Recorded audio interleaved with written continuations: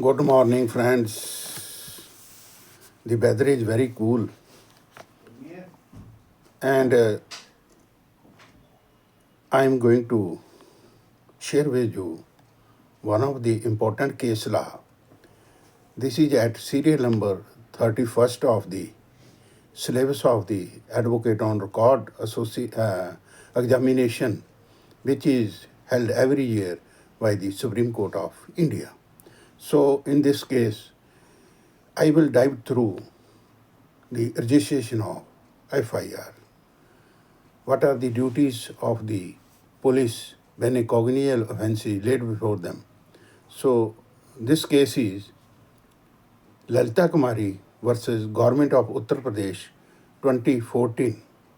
And I can say this is landmark judgment by the Honorable Supreme Court of India that clarified that mandatory nature of the police registration of first information reports under section 154 of the CRPC, which is now 173 of BNSS.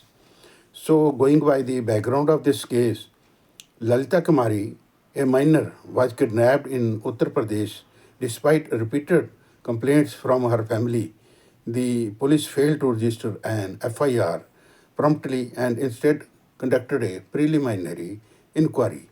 The family approached the Honorable Supreme Court, arguing that the delay in registering the FIR violated the law and compromised the investigation. So the key issues raised in the before the Supreme Court were whether the police are obligated to register FIR upon receiving information about the cognizable offence under section 154 subclause 1 of the CRPC, or you can say I already mentioned 173 of the BNSS now. Second was, can the police conduct a preliminary inquiry before registering an FIR, and if so, under what circumstances? Third was the balancing rights. I mean to say, how to balance the right of the accused with the duty of the police to investigate offences effectively. So, the Honorable Supreme Court, in its observation that registration of an FIR is mandatory when information received by the police discloses the commission of a cognizable offence, and the police cannot delay the registration of an FIR or refuse to register it on their subjective assessment of the information's credibility. The court recognized that preliminary inquiry might be conducted in certain circumstances to ascertain whether there is any substance in the allegation.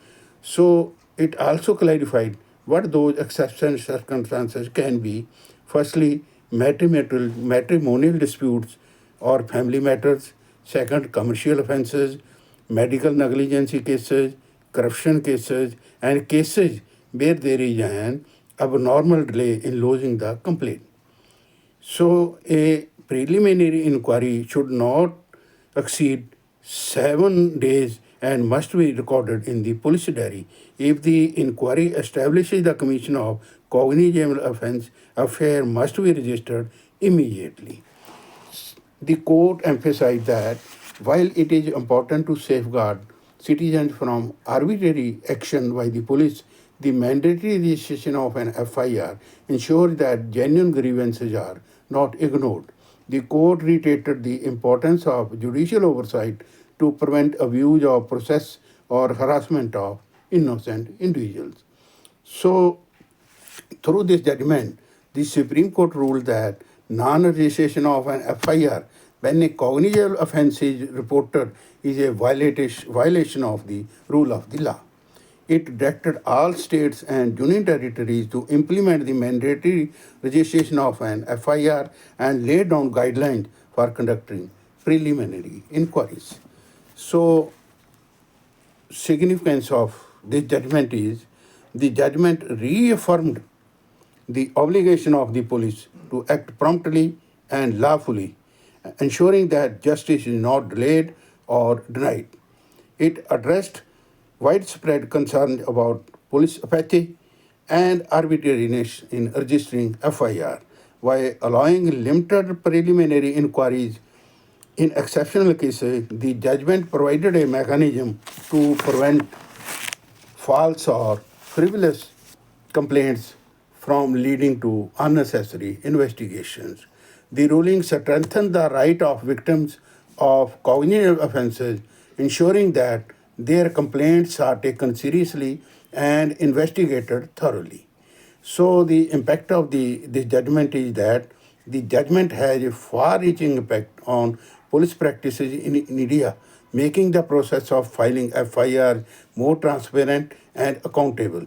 It also has been cited in numerous subsequent cases to ensure compliance with the mandatory nature of FIR registration. So, this case is a cornerstone of criminal law in India, balancing the rights of the complainant and accused person while ensuring the police fulfilled their constitutional duty effectively.